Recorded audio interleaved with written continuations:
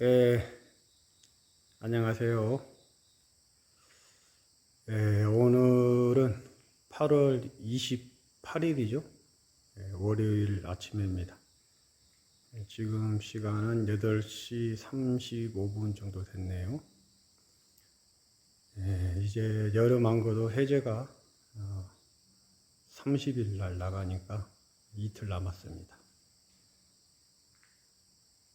원래 이제 이 시간에는 좌선을 하는 정진 수행을 하는 시간인데, 어저께 해제 준비를 위한 죽비를 내렸기 때문에 지금은 좌선보다는 이제 각자 이불 빨래도 하고 개인 또 빨래도 하고 개인 물품들을 정리를 하면서 나갈 준비를 하고 있는 그런 시간입니다. 오늘은 아주 중요한 말씀을 좀 드릴까 해요. 잘 좀 끝까지 잘 좀 들어보셨으면 하는 바람을 가지면서 말씀을 한번 드려보겠습니다. 우리 불자님들도 그렇고 또 불자가 아닌 분들도 그렇고 뭔가 기도들을 하면서 우리가 살아가지 않습니까? 다양한 기도들을 하시잖아요. 뭐 소원 성취 기도도 있고 또 타인을 위한 그런 이타심의 마음의 기도도 하고 많은 기도를 신앙적인 행태로 또 종교적인 어떤 모습으로 우리들이 기도를 하면서 또 종교가 없어도 그런 기도하는 마음으로 삶을 살아가고 있습니다. 이 기도를 하실 때 특히 우리 이제 불자님들은 타종교인들 또 비불자님들은 감히 함부로 말씀을 드릴 수가 없고 우리 불자님들께서는 기도를 하실 때 반드시 주의하시고 또 점검을 하셔야 될 부분이 있습니다. 그것은 기도를 하시기 전에 기도를 입제하기 전에 시작하시기 전에 반드시 주변에 스님들을 찾아뵙고 상담을 하셔야 돼요. 스님을 찾아뵙고 기도의 이유는 무엇이고 기도를 하는 목적과 이유를 무엇인가 상담을 하시고 그리고 나의 어떤 성격, 나의 또 이 시간, 직업, 나의 체력,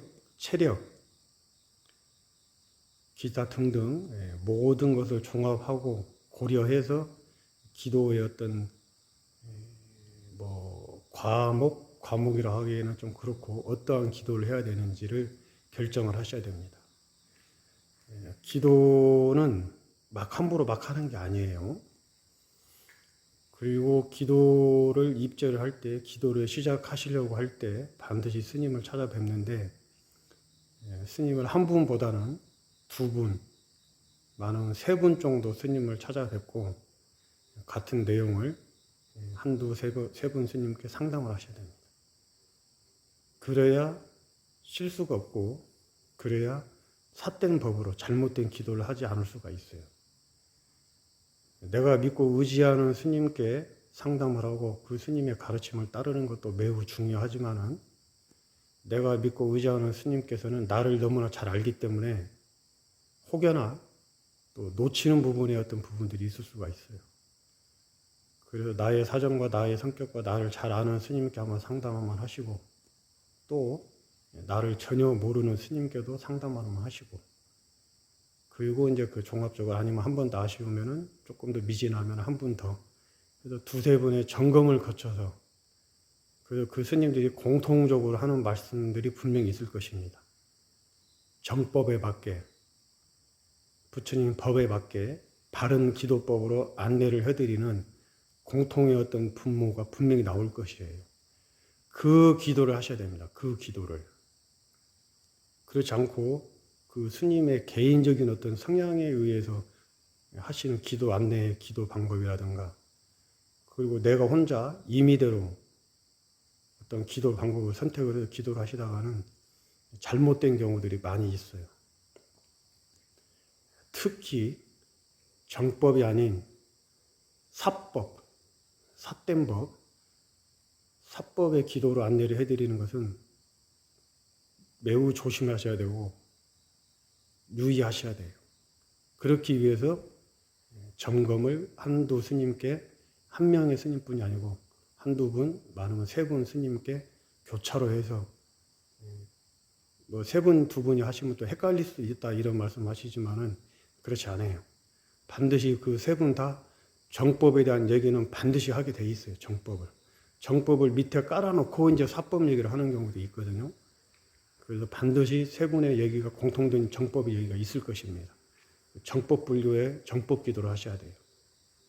그렇지 않으면은 부작용이, 심각한 부작용이 경제적으로 또 어떤 정신적으로, 육체적으로 심각한 부작용에 당면을 할 수가 있으니까 매우 이건 중요한 것입니다. 기도하시기 전에 반드시 스님, 두세 분의 스님을 찾아뵙고 기도의 목적과 이유, 또 나의 성격, 또 나의 시간, 나의 체력 등등 전체적으로 고려를 해서 중도의 기도를 하셔야지, 중도에서 벗어난 기도를 하시다 보면 반드시 문제가 생길 수 있습니다. 어떤 것이 삿된 것인가에 대해서는 스님이 말씀 안 드려도 우리 불자님들께서는 들으시면 아실 거예요. 그 스님, 상담하는 스님이 어떤 말씀을 하시는지 들어보시면은 아, 이것은 삿된 법이구나, 이것은 바른 부처님의 정법이라는 것을 자연스럽게 알게 됩니다. 왜? 상식적으로 우리는 알 수가 있어요. 그 점을 말씀드리고 싶어서 오늘 이렇게 말씀을 드립니다. 이제 그리고 나서 이제 기도의 방법에는 많은 것들이 있죠. 우리 불자님도 잘 아시는 바와 같이 뭐 독경 연불 기도도 있고, 사경 기도도 있고, 주력이나 다란이 기도도 있고, 절수행 기도도 있고, 또 뭐 봉사 기도도 있습니다.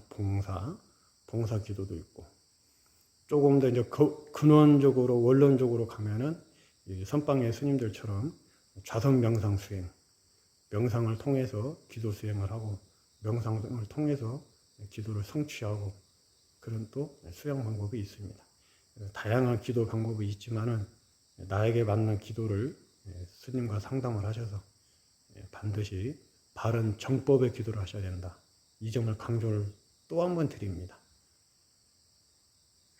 잘못된 경우들이 많아요.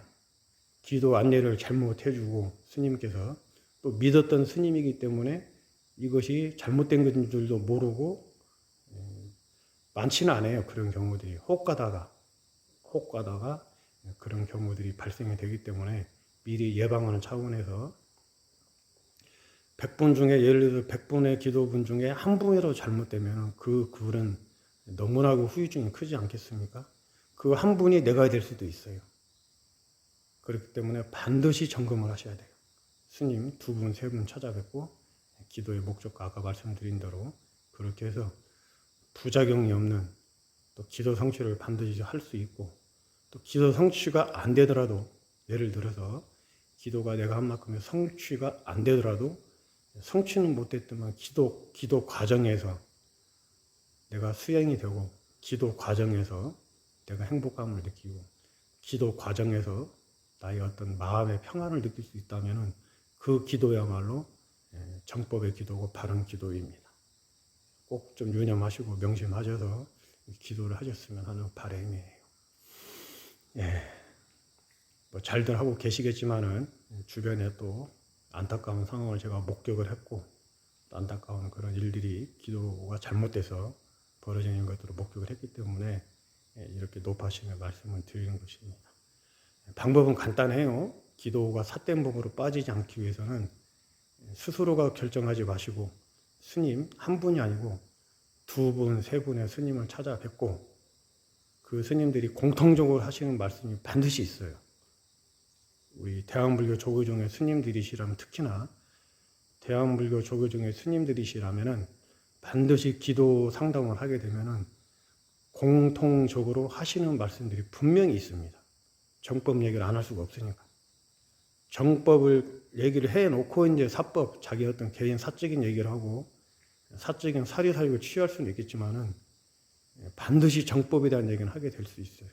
그래도 정법을 빨리 공통의 분명으로 하는 얘기를 알아들으시고 그 기도를 하셔야 돼요. 그 마음으로, 그 정신으로. 자꾸 말이 길어지네요. 이렇게 안내 말씀을 드렸고, 여기 이제 보시는 바와 같이 오늘은 여기 어저께 자복하고 자복 피, 작은 자복, 큰 자복 피를 빨아서 깨끗하게 말려서 뽀송뽀송하게 다 지금 이렇게 또 카바를 피를 씌워놨습니다. 새벽에 정진하신 모양 그대로 지금 몸무게 눌린 자국 그대로 지금 눌려져 있는데 오늘 그렇게 하고 있습니다. 하여튼 남은 기간 또 오늘도 나의 이익과 행복은 물론이고 온 세상에 이익과 행복을 주는 그런 또 대자대비한 마음으로 살아가시는 삶이 되시기를 기도 축원 안내 말씀드리면서 오늘은 기도를 어떻게 해야 되고 기도 입제 전에는 반드시 무엇인가를 해야 된다. 그것이 바로 스님과 만나서 상담을 해야 된다. 한 분 스님이 아니고 두 분, 세 분 스님과 상담을 하셔야 된다. 이런 말씀을 드렸습니다. 근념하셨습니다.